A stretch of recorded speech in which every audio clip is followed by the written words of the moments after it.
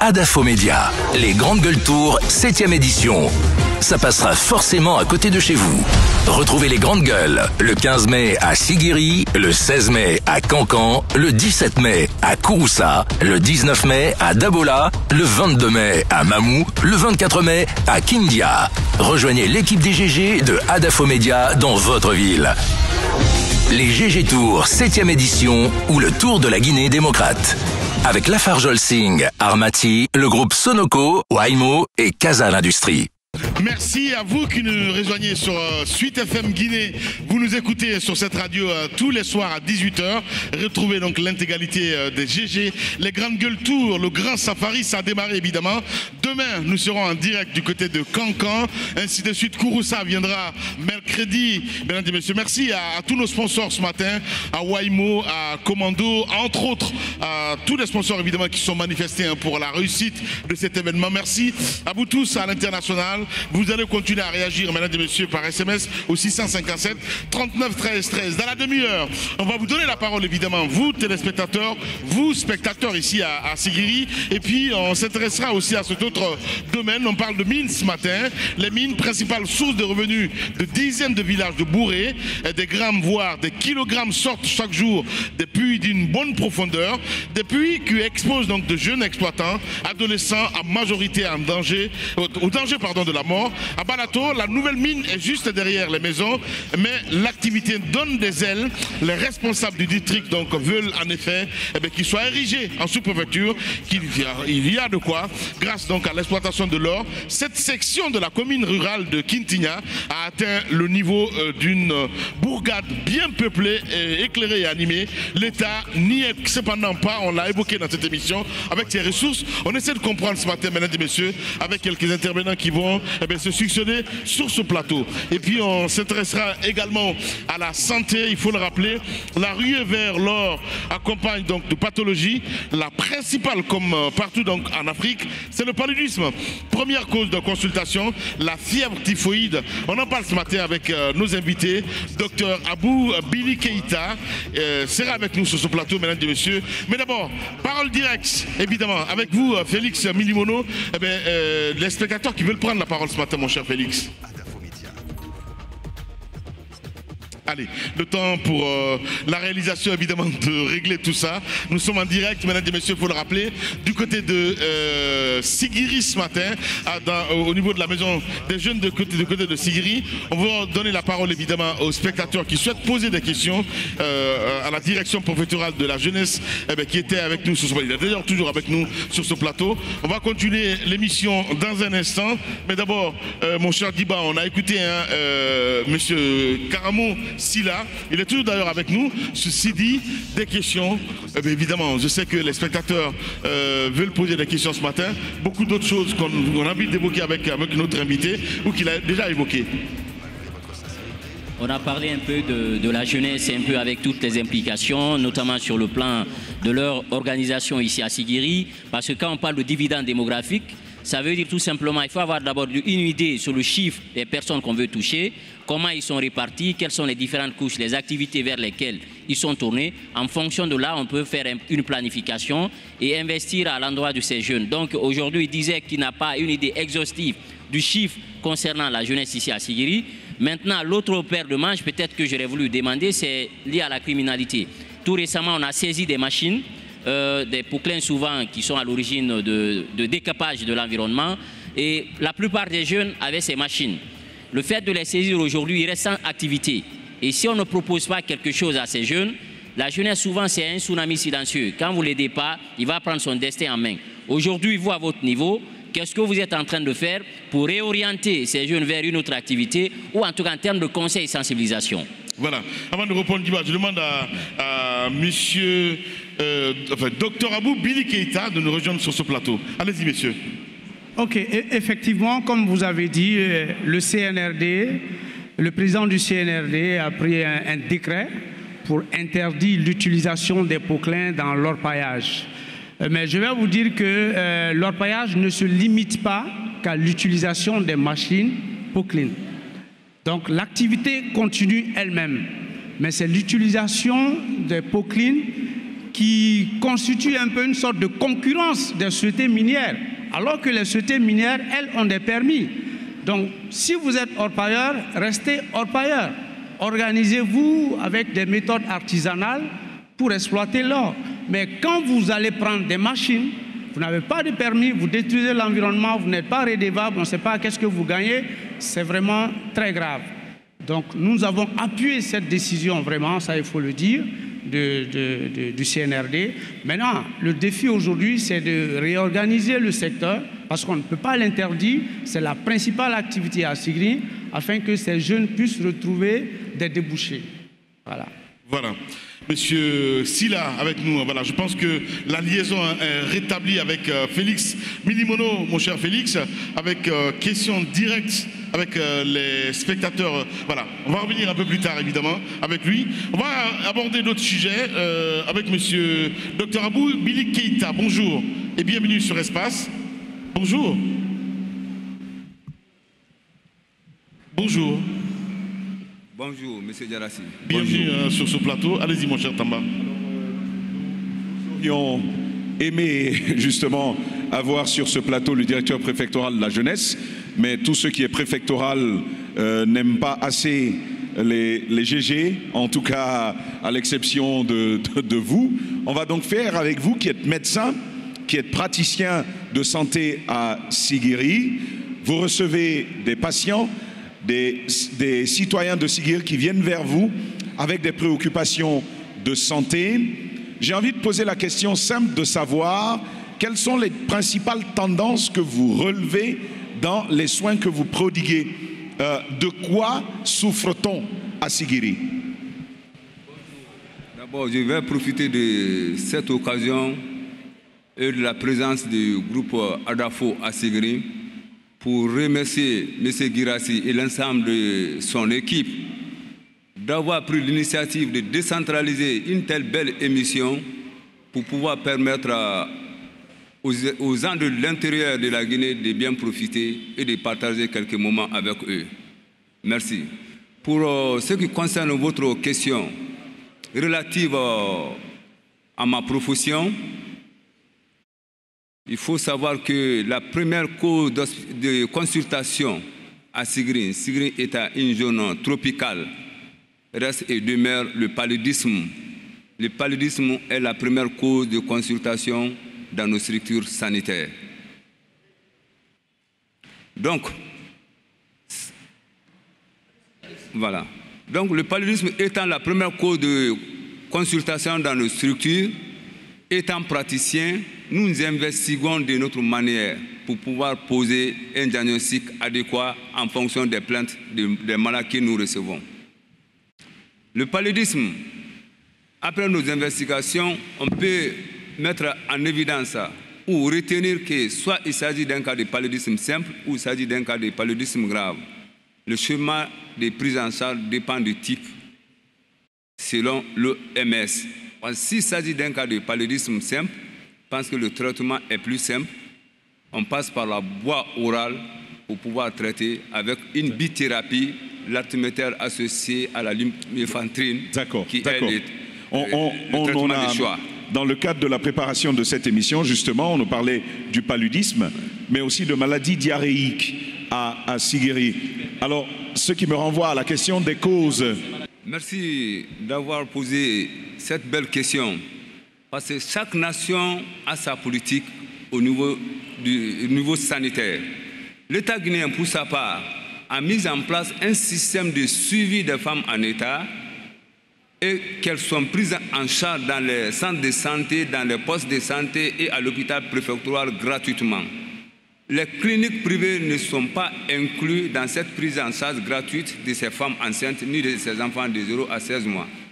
Vous voyez un peu, il s'agit de la politique nationale au niveau du ministère de la Santé publique qui a instauré ce système au niveau national pour le meilleur suivi de ces femmes en état et des enfants de 0 à 16 mois. Il faut dire que c'est une question très sensible.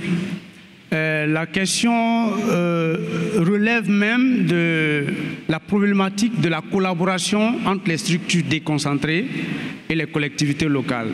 C'est un problème qui est récurrent. La direction préfectorale de la jeunesse est une structure étatique. C'est comme la direction préfectorale de l'éducation, du commerce et autres. Mais la direction communale de la jeunesse, dans sa nomenclature à Sigiri, a été mise en place par le conseil démis par le CNRD, par le maire, par un arrêté du maire. Heureusement que j'ai un élu avec moi ici, peut-être qu'il n'a pas la casquette d'élu aujourd'hui, il est là en tant que médecin, mais il est témoin. C'est le maire d'alors qui a pris un arrêté sans consulter le conseil sur la création d'une structure au sein de la commune. C'est en violation flagrante du Code des collectivités. Ah, on a donc le vice-maire dans ce... Le président de la délégation spéciale est là, je le dis sous sa réserve.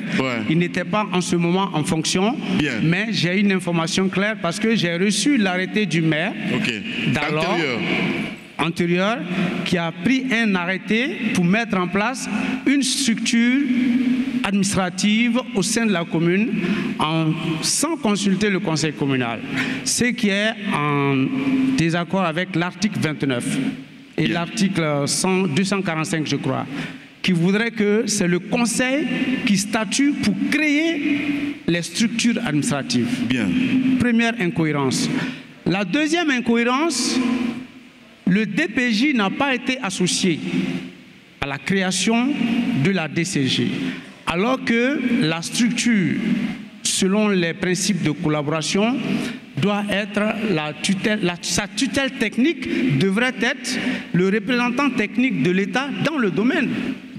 Donc il devrait être consulté, il n'a pas été consulté. Deuxième incohérence. Donc c'est sur la base de toutes ces incohérences que nous avons demandé à ce que vraiment le maire d'alors puisse accepter de dissoudre cette structure, mais il ne l'a pas accepté. La délégation spéciale a hérité de cette question. Donc inutile d'envenimer un problème qui existe déjà.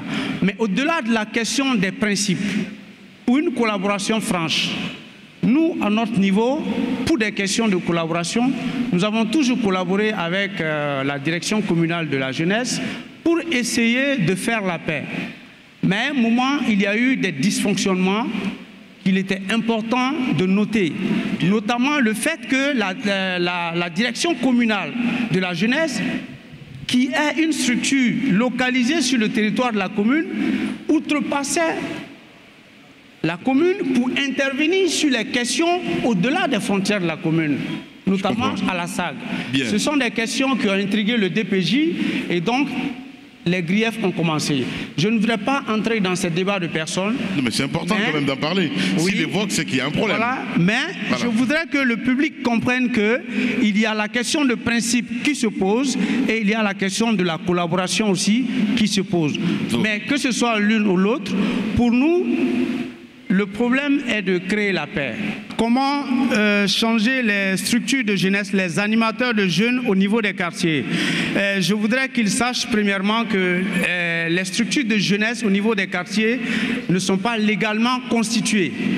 Elles ont été mises en place par le parti déchu, le RPG, en son temps, en 2010, avec donc l'ancien DPJ. C'était dans une sorte de collaboration. On a essayé de colmater les brèches pour mettre des structures politico-administratives, je vais appeler comme ça, mais légalement, il n'y a aucun texte qui régit leur mise en place. Donc nous avons hérité de cette situation en 2020. Alors, il a raison, il est important que nous nous en occupions, mais nous n'avons aucune référence. Alors, ce serait très risqué pour nous de procéder à un changement de structure, non seulement que nous n'avons pas mis en place, mais dont nous n'avons aucune référence. Alors, nous nous sommes référés au ministère pour essayer de trouver des stratégies. Et aujourd'hui, le ministère nous a répondu que c'est le Conseil national des jeunes qui va être mis en place, qui sera la structure que l'État va reconnaître au niveau des préfectures, des sous-préfectures et au niveau régional, même national, qui va statuer sur les questions de jeunesse avec pour tutelle technique la DPJ. Donc aujourd'hui, nous sommes à l'attente afin que cette structure, le CNJ, le Conseil national des jeunes, soit mise en place. Donc vraiment, nous demandons à la jeunesse de Sigiri de cultiver la paix, d'accepter les structures qui sont en place et afin que nous puissions vraiment faire la paix. Bien. Procéder à leur changement aujourd'hui est vraiment risqué parce que nous n'avons pas de référence. Bien. Alors l'autre question, c'est peut-être une préoccupation. Le monsieur qui a parlé à Malinké tout à l'heure, c'était une préoccupation. Oui, la deuxième question, il a parlé de la question de la coordination. C'est la même chose, la coordination n'est pas une structure légale, c'est une association de jeunes qui a été mise en place par les présidents de jeunesse, mise en place dans le même contexte. Donc c'est la continuité du même problème. Okay. Donc aujourd'hui, elle s'est constituée en association. Donc lorsqu'elle a voulu changer son président, il y a eu un problème entre eux. Donc puisqu'ils sont associations, le DPJ s'est donc mis à l'écart. Il a demandé à ce que le DMR, qui est la tutelle de toutes les associations, la direction des micro-réalisations, puisse vraiment statuer pour voir la légalité des actions qu'ils mènent. Bien. Et le DMR a tranché. Et comme ils n'ont pas accepté le verdict du DMR, le DPJ aussi a essayé de négocier entre eux, il n'a pas eu gain de cause, ils se sont transportés à la justice. La justice étant autonome, nous, on ne peut pas interférer sur les questions de justice, donc le dossier est à la justice. Bien. Merci beaucoup en tout cas, monsieur Silla, d'être passé nous voir. On va continuer le débat, le temps de revenir avec vous, évidemment. On va vous donner la parole pour vos préoccupations, c'est très important. Allez-y, Diba, avec notre invité, docteur Keïta, c'est bien cela? Oui, docteur. Voilà. Au-delà du paludisme, puisqu'on en parlait tout à l'heure avec les pathologies, c'est les maladies diarrhéiques aussi, on constate dans votre juridiction. Et est-ce que le constat que vous avez posé, est-ce que l'origine de tout ça, c'est la multiplication de ces fabriques d'eau minérale dans la zone de Sigiri qui expliquerait un peu ces maladies diarrhéiques que vous constatez? Et est-ce qu'on peut avoir une idée du chiffre à votre niveau que vous rencontriez? Voilà, merci vraiment de m'avoir posé cette question. C'est vraiment une triste réalité, comme vous venez de dire. Les pathologies diarrhéiques aujourd'hui viennent en deuxième position dans nos consultations quotidiennes. Et cela, non seulement c'est chez les adultes, mais aussi chez les enfants. Donc moi, on pense que ça doit vraiment être lié à nos régimes alimentaires, surtout l'eau qu'on conditionne actuellement. Parce que si vous avez remarqué, les eaux qui sont dans les sachets, vendues dans les sachets, c'est les eaux qui ne sont pas du tout traitées. On prend de l'eau directement dans les puits, soit dans les forages, on met à la machine, on produit et on commercialise. Ça, selon moi, ça doit être vraiment l'une des causes aggravant cette situation pour l'installation de ces pathologies diarrhéiques dans notre zone. Merci beaucoup, docteur Keïta, d'être passé nous voir ce matin dans les GG sur Radio Espace. On va continuer évidemment avec un autre invité. On parle de Balato ce matin, c'est bien Suleiman Camara, c'est bien cela? Voilà, Suleiman Camara, vous êtes le président du district de Balato 3, c'est bien cela? Oui. Bonjour et bienvenue chez les Grandes Gueules. Ok, moi je parle à Malinké. Hein. Vous voulez parler à Malinké? Oui. D'accord. Ils sont à Tanamassé. Ok. Allez-y. Camara, il est Balato, président du district, le dit. Oui. Entre Balato Kounou, Anka Bara Kenya lui, Anka Piti lui, Pitul Tewaro allié sur le kono. Alni Piti lui alu sila dit. Mantromase aluma amase denunuma allié Bara lukela de ka mol lakanda mantro kasalma. Ok, Adiaranye. Ne tɔgɔ Suleiman Camara, Balato président du district lundi, na sous-préfecture ye tintin aldi bi, oro ka n yɛrɛ yira k'a lɔn ko n bɔlen yɔrɔ min dɔ. A fɔlɔ ma, kunkala dɔ kumalen sisan ka bɛ Damanko kan, n ye fɛ ka ole ɲɛfɔ, alu y'a faamu. Damanko denin ka Damanko ɲɛfɔ mais a ma b'a ɲɛfɔla ye pour que a y'a faamu ɲɔgɔn kan. Kuma fɔlɔ ma lo kuma filanan ni n banna o la ni kuma Balato kan parce que an ye tintinya le dɔn. Alors, il dit qu'il va articuler son intervention sur deux axes. Oui. C'est-à-dire le premier axe, parce que le jeune Fantamadi avait parlé de l'exploitation minière. Oui. Et il va être un peu plus exhaustif sur la question.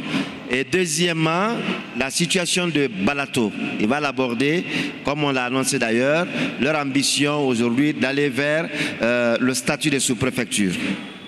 Bon, comme le Damanko m'a kunura fait Iboda Bouré Balato, Aïka Damanye, Daman Manjan Sola. Mais Damanko est Nyamenkan, Daman et Barala Bouré, parce que Bouré zone minière lady. Daman et Barala, qualité fla. Quel est oye machine lady, dictateur lady, ou le baranya, kabo pourcentage ma, ou lié. Kelen ana mobalu anu soronin ka mobalu to men kan organisation dans lequel pour que dama yesigi ni ka dama fait keme tabourer abe ambemba ila dama c'est encore place là. Alors, lorsqu'on prend la situation minière du côté de Balato qui relève de la sous-préfecture de Kintinya, il y a deux types d'exploitation. Il y a l'exploitation industrielle qui est d'un côté, il y a l'exploitation artisanale parce que c'est une pratique qui est ancestrale et cette exploitation artisanale depuis leur arrière-grands-parents. Ils ont travaillé dans les mines et aujourd'hui même sur certains sites, ce sont des anciens sites de leurs arrière-grands-parents qui ont travaillé, dont aujourd'hui l'industrialisation est en train de retravailler. Bien. Bon, dama atonoye dama e barala yororo jamana do atonoye jamana o denun kan atonoye étranger lu kan atonoye nabra lu kan parce que na tono tankan sa amra lalo ka sabu ke mundi daman ana organisation do mogole tala ka sigi daman fe kuna organisation do uldi daman nabla o la tono daman basi ko tan menu sigilen farado de ay tasara la wurila ay tasara la sanna daman men sigito di daman do le bola la kado ma comme tombuluma o le ka to we saradi o ye daman le partager la ay ni nyonte no boray men lo to wodi ko ta fanfela ma groupe sabale han groupe nani groupe foloma na ye tombuluma we di o ile wurila melela daman kelen na be 100 000 kala do bureau de district la caisse là kala do mobile la caisse là donc no boray dama tegel wodi o di sac à la melela 50 000 adla do bureau de district la caisse là adla do mobile la caisse là mo le siglo fana kuna chaque semaine ou sac B ka contrandi ke soyi donc aye wole yela na wara sol la aida ye sociamanye ye zone minière do ay balale sans gouvernement aïka hôtel aïka l'habitant lo aïka école lo aïka forage lu c'est bon c'est des construction wolu alukoluke donc on dit qu'auquel ligne gouvernement sans gouvernement même 5 francs gouvernement mabo ça à cause l'odi. Alors, l'exploitation minière, comme il l'explique, est une activité qui est bénéfique d'abord pour la localité, ensuite pour les étrangers qui viennent y travailler et toute la communauté. Et ils ne travaillent pas de façon désorganisée, ils travaillent avec une bonne structuration parce qu'il y a des personnes qu'ils choisissent, qui surveillent l'exploitation minière, qu'on appelle les tomboloma. Ils ne sont pas payés en liquidité, mais il leur est accordé des faveurs d'exploitation par moment. On leur donne des puits qu'ils exploitent. L'argent qui est généré dans l'exploitation minière, il y a des montants qui sont orientés vers le bureau des sages, les différents bureaux qui constituent, je vais dire, la localité, qui leur permettent également d'aller dans les actions de développement. Et son dernier développement, c'est quoi? C'est que ces zones minières aujourd'hui peuvent travailler, peuvent se développer, même sans présence d'autorités, notamment le gouvernement. Parce qu'ils ont la possibilité d'aller vers la construction d'hôpitaux, d'écoles, d'autres infrastructures sociales de base qui leur permettent aujourd'hui de travailler et de se suffire sans qu'il n'y ait même une autorité gouvernementale qui soit avec eux. Bon, ma deuxième question, exemple comme Aïka Fossin, ko sous-préfet Tintia, Mertei. Na question flana et ole kankwa. Anye district Ledi Bouré, Balato, district Bali. Bi recensement alpha la recensement passé en ka mogo wa bi saba mogo keme saba mogo binani ani mogo kele ne soro ana district kono men lana kan witaro. Donc oro na ina dan kan ka kuma fa nyene parce que même la mine gracier il va déplacer il va wa na barano lui. Donc il ka témoins dit. Donc nkuma le kuma men kan sisen bi an yo sous-préfecture nyina comme a logo ya na nyam kan ni gouvernement diara ka dama parce amra sama. OK. Parce que misela na so kono amra sama. OK. Anta ro kan bola tintia kan tintia la boya nyama de ana population ne bra sama. Bien. Donc population au boulot ma an yo sous-préfecture min ko kuma la tin. Ndisa fola an mraba constitution belola. Parce que sous-préfet la bureau, sous-préfet la bureau, Amraba Olola, oui qu'il a l'État en fait. Ouais, d'accord. Oui, mais depuis là, qu'est-ce qui est fait dans ce sens-là? Moi, je suis venu il y a 8 mois vous rencontrer là-bas. J'ai vu les infrastructures. Depuis là, qu'est-ce qui est fait? Est-ce que Mori Condé a reçu les dossiers pour ériger il y a l'alberatement de Louquet, administration fait, même de ces à l'Alonila Kafo, on est loyal là, Kalayoro qui est sous-préfecture. Amra, ok. Pourquoi il y a fola ambi? Parce que Amra Segeli. Parce que ni kuma fora bedo afobra akan ka formen nye akan kwa serum da bedo ituluma. Fen ka man ka Amra beke. Parce que anka adam ne merilema. Anka adam ne tintiale ma tintiale en commandela. Olon bala Camara il a commencé. Après sous-préfet, après maire, après préfet, après gouvernorat, après Conakry ministère. Bien. Donc Orobi alors yana parce que ma construction fena amra ke kadam na sous-préfet la bureau ma kadam na sous-préfet Siboma quoi c'est sous-préfet Dousan Siboma quoi c'est mairie rema quoi c'est logement ma service menato ali kan amra balola. Ouais, ça c'est donc, très intéressant. Donc quand ko foya pour que ayedon ana fama itoloma ka fon ko bla to bra prêt am prenne toujours ana fera ko bilan prenne parce que amra ba belola. Bien. Merci beaucoup Souleymane Camara, il faut le rappeler, il est le président du district donc de Balato 3. Vous allez revenir sur ce qu'il vient de dire parce que moi j'ai vu les infrastructures quand même, je suis allé là-bas. Allez-y Daouda. Bien, et comme il a dit, aujourd'hui Balato est fin prêt pour être érigé en sous-préfecture parce que déjà, comme il a annoncé, ils ont mené plusieurs actions, ils ont alerté les autorités, mais sur place, pour abriter toutes les autorités locales sous-préfectorales, ils ont aujourd'hui la mairie qui est construite par la localité et ils ont d'autres infrastructures de sécurité, les centres de santé qui leur permettent aujourd'hui de se montrer comme une vraie sous-préfecture et ils ont travaillé. Ils n'attendent aujourd'hui que la décision ultime des autorités pour ériger Balato en sous-préfecture. Bien, Daouda Mohamed Camara. Nous sommes en direct du côté de Sigiri, mesdames et messieurs. Monsieur Camara, vous avez cette caméra qui vous appartient. Regard direct. Le président vous regarde à la télévision. Qu'est-ce que vous avez à lui dire? Regardez cette caméra, allez-y. Ok. Alors, minute que non, il caméra n'a fait mais il fait qu'à fois président et qu'à fois Jamana Marali yo for minute que non. Ok, comment manjang comme qu'a fait toujours en entrée dans sa autorité, en entrée dans sa bi colonel Maurice de Moyana la Jamaï. So men toye ko bouré so baledi. So men fena toye ko bouré balato yo so baledi. Parce que so kele mo habitat, obra mo wa bi saba mo keme saba mo binani ani mo kele. Obra wa so men kono amra sama. Donc on a se o le koson, anye doléance que la dina gouvernement ni, anye doléance que la Maurice de Moyana la Jamaï. Nine sera un Souleymane Camara. Ole wa salam wa salam. Merci beaucoup monsieur Camara d'être passé nous voir dans cette émission ce matin. Mamadi Amana Kanté est le président des machinistes, c'est bien cela.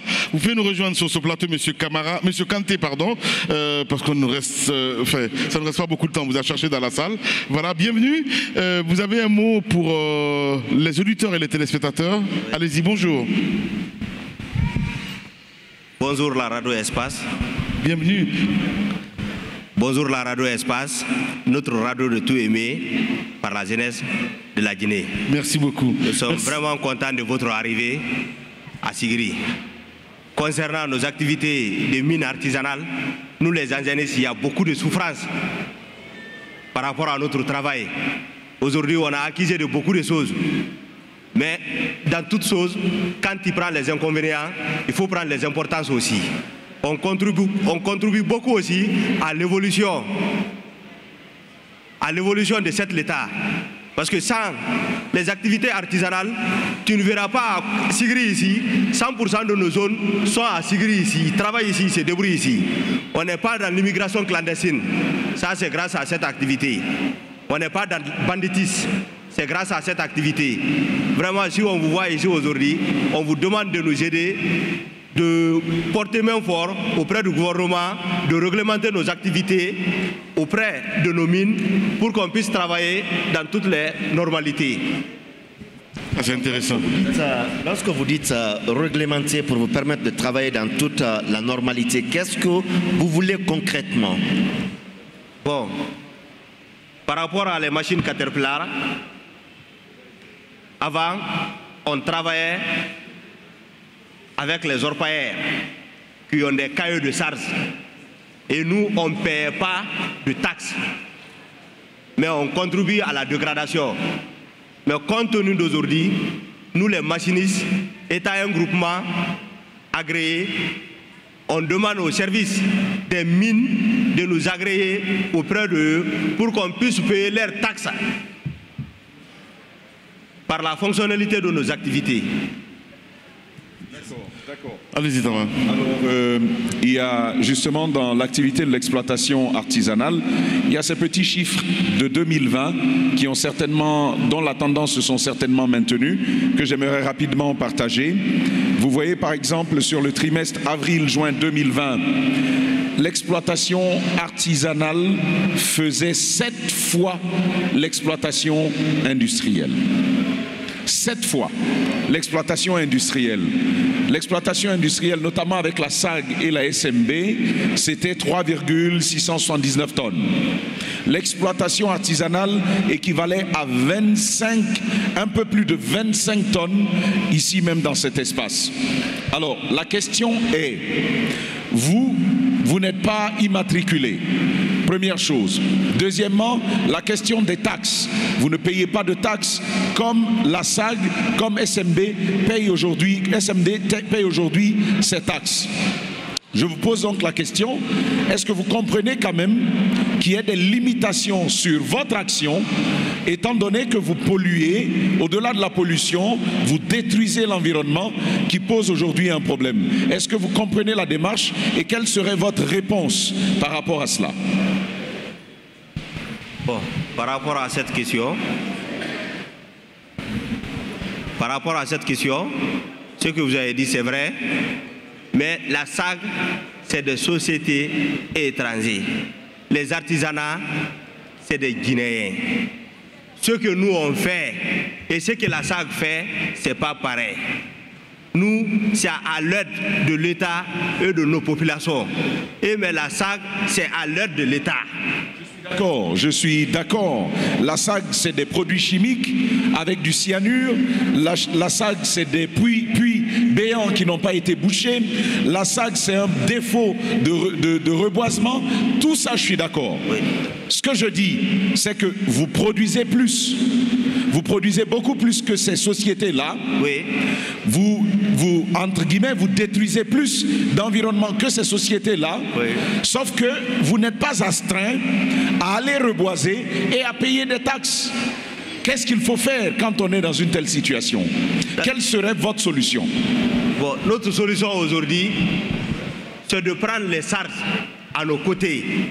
la restauration de nos sites dégradés et le reboisement de nos sites en activité. On a mis une équipe en place, notamment les ONG de Sigiri qui s'occupent de cette situation. Demain, on a une très grande réunion ici encore qui va concerner sur cette situation de travail.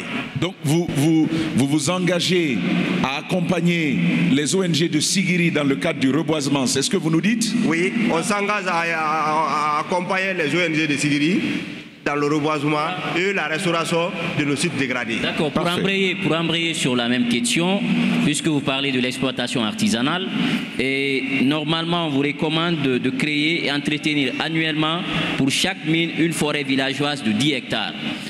Parce que vous avez un impact sur l'environnement. Est-ce que vous, aujourd'hui, en lien avec cette loi-là, lorsque vous détruisez une zone, qu'est-ce que vous faites aujourd'hui pour essayer d'aller vers une déforestation? Ou bien vous ne faites rien, vous continuez les activités? Non. Nous, nos activités, par exemple, c'est 6 mois.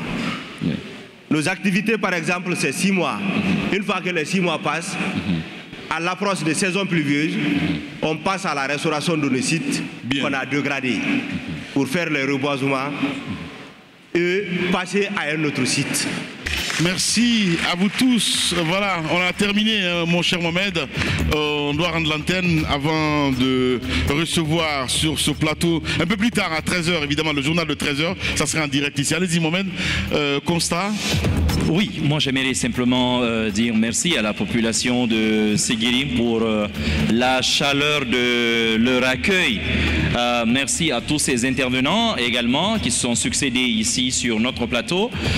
J'ai quand même un petit pincement au cœur en ce qui concerne certains administrateurs ici sur place, que ce soit la direction préfectorale de l'environnement. Vous savez qu'on avait prévu un très grand pan que notre émission y serait consacrée parce que c'est flagrant ce qui se passe.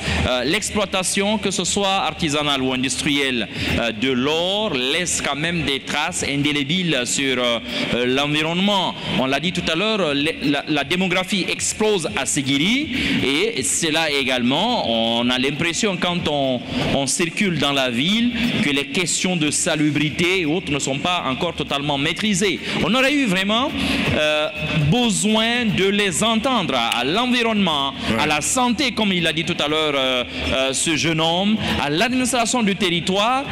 Il faudrait bien que pour les autres villes, que les autorités comprennent que nous leur donnons une chance d'être à leur population, non pas pour être jugés par les GG, non pas pour être humiliés par les GG, mais nous voulons établir un pont pour les aider encore à rendre plus fluide leur message directement en direction de leurs administrés. Ils peuvent se servir de cette plateforme justement pour véhiculer leur message et ça c'est extrêmement important, mais aussi pour leur dire qu'ils ont de la considération pour ces populations dont ils ont la charge de l'administration. Mais un préfet qui boude simplement parce que, entre guillemets, il a peur, je ne sais pas, un préfet n'a pas à avoir peur de venir s'adresser à sa jeunesse, à sa population. Mohamed Mara, voilà, on a eu quand même M. Koïta sur ce plateau. Félicitations, allez-y, Jiba. Oui, même peut-être son cloche, c'est d'abord remercier la ville pour cet accueil, remercier Poutine, parce que quand on arrivait ici, on avait des idées reçues de la ville, mais Poutine s'en sort bien, il a dit 10 sur 10. Alors, j'aimerais dire une chose, Lamine, rapidement, c'est les sociétés dont on a saisi les équipements. Vous vous souvenez, quand Charles Wright est arrivé ici, on a sorti les machines à la télé. Donc, ces machines sont stockées, j'apprends, au niveau du camp, sauf que le dossier est devant la justice. Il y a une première décision qui a été rendue par le tribunal de première instance de Sigiri, où on a sanctionné collectivement ces sociétés à payer 500 millions et 5 millions individuellement. Sauf que nous apprenons que des hommes en uniforme au niveau de Sigiri et de Kankan demanderaient de l'argent à ces gens-là, de payer 100 millions par machine pour qu'on libère les machines. Et si cela s'avère, je pense que on est face à une situation extrêmement grave parce que le dossier est devant la justice. Il y a des ramifications jusqu'à Conakry où on demanderait aussi de payer 100 millions pour récupérer les machines. Je pense qu'il faut que le ministre de la Justice soit au courant de ça pour éviter que ces mêmes sociétés reviennent dans ces pratiques-là. Et pour finir, il faut lutter contre les sociétés d'eau ici. Le médecin, il a dit, après le paludisme, ici à Séguiri, ce sont les maladies diarrhéiques. Et ce qui est à cause de ça, ce sont ces eaux qui pullulent un peu partout. Merci beaucoup, mon cher Diba. Allez-y, Tamba, en une minute. En une minute, merci à Sigiri pour l'accueil. Moi, je découvre une ville avec un grand potentiel. Je pense que la ville de Sigiri a tout et elle ressemble beaucoup à la Guinée. C'est-à-dire qu'il y a tout pour devenir une mégalopole, j'ai envie de dire. Mais ce qui manquerait, c'est encore des politiques et des gouvernants qui puissent saisir toutes ces opportunités pour en faire quelque chose de plus grand. Bien. Sinon, je peux dire que Sigiri, c'est une ville au potentiel de développement inégalé en Guinée. Merci. Ce que je suis en train de voir. Malheureusement, on en est aux délégations spéciales. Je pense qu'on n'aurait pas dû en venir à ces délégations spéciales parce que ça limite quand même un certain nombre de prérogatives qu'un maire aurait pu avoir sur sa ville. On se retrouve à des situations où il faut demander l'autorisation de l'autorité centrale pour obtenir la participation du maire à un plateau local. Qu'est-ce qu'on fait de la démocratie au niveau local? Qu'est-ce qu'on fait de la redevabilité? Ça, c'est une question. Et en une phrase, Lamine, je veux vous inviter, monsieur le vice-président de la délégation spéciale, commencez à penser l'avenir de Sigiri en dehors des mines. Voilà. Parce qu'un jour, ça arrivera et ça va être une préoccupation sérieuse pour le territoire. Merci beaucoup. Allez-y, mon cher Jacques, en une minute, s'il te plaît. Oui, moi, je vais juste m'adresser au ministre de l'administration du territoire et de la décentralisation. Il y a 3 semaines, lorsque nous avons évoqué sur nos antennes le fait que les conseils municipaux déchus par endroits n'avaient pas été remplacés, on a cité le cas de Gekedou, géré par un secrétaire général, le cas de Kintinia qui n'a ni sous-préfet, ni président de délégation spéciale, ni, si vous voulez, secrétaire général. Il n'y a personne. Il avait confié le lendemain à un politique, j'ai confiance à cet homme politique, que le vendredi, puisque nous en avons parlé mercredi, il a dit que le vendredi, que cette délégation spéciale allait prendre fonction. Ça fait 3 semaines. Rien n'est fait. Monsieur le ministre, nous sommes venus et nous avons été à Kintinia. Il n'y a toujours pas de délégation spéciale. Ce n'est pas normal. On ne peut pas avoir une collectivité à la merci de tout le monde. Merci beaucoup. Allez-y. Non, moi je m'adresserai plutôt aux fils ressortissants de Sigiri. Il y a aujourd'hui des fils ressortissants de Sigiri qui sont multimilliardaires. Il y a des infrastructures qu'un individu peut offrir à Sigiri. C'est bien inconcevable qu'on ait une école construite en 1962, je vais bien parler de Kankou Moussa, où a étudié l'ancien ministre Balo, où a étudié l'ancien ministre Billy Nankouma, où ont étudié tous ces grands cadres de Sigiri. Cette école est en train de mourir aujourd'hui. Ce que vous avez pu avoir en partant à cette école, réinvestissez pour redonner vie à cette école de Kankou Moussa de Sigiri. Elle est en train de mourir. Merci. Merci à vous tous, mesdames et messieurs. On a terminé ce matin. Un grand merci à tous nos partenaires, évidemment. Vous voyez à l'écran, si vous nous regardez à la télévision, les sponsors, évidemment, qui défilent. Je ne vais pas citer tout le monde. Grand merci à Mohamed Diaby qui a réalisé l'émission ici à Sigiri, à tous nos techniciens en région, à la télévision, à l'équipe de Nala Sidibé, à Ibrahim Ribangoura, évidemment, notre directeur technique, à toute l'équipe. Dans un instant, sur Espace TV, depuis la maison des jeunes de Sigiri, vous allez avoir le journal de 13h. Demain, on se retrouve à Cancan. Prenez soin de vous. Au revoir.